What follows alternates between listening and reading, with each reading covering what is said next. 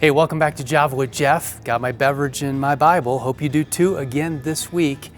Hey, there's so much to be worried about, so much to be anxious about. We get anxious about our friends and our family and our futures, and we get overwhelmed about what to do about those things. And oftentimes it has to do with things that are totally out of our control, like tomorrow. Like we don't know what's going to happen tomorrow.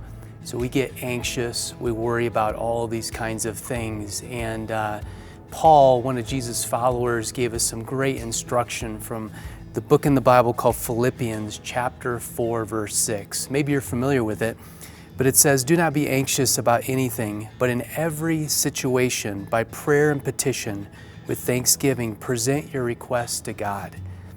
Don't be anxious about anything is what Paul says. Really, Paul? Like, don't be anxious about anything? Don't worry about anything?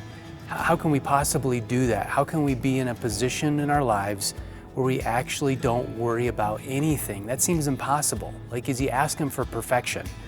Well, no, because he continues in the verse and he says, but in every situation, go to God. In every situation, don't fear because you know the one who can take care of it for you.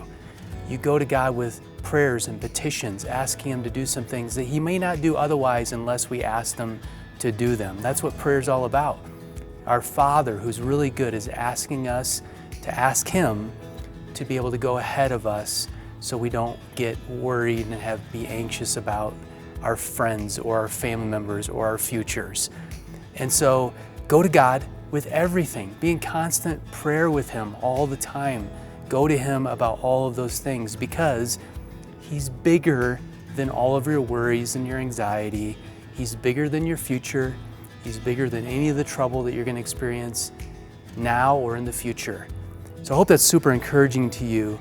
And then the verse also says to be thankful.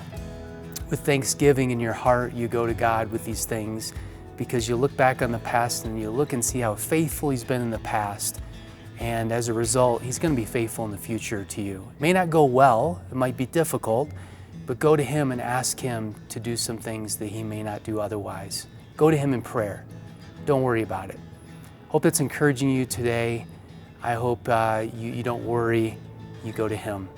We'll see you next week.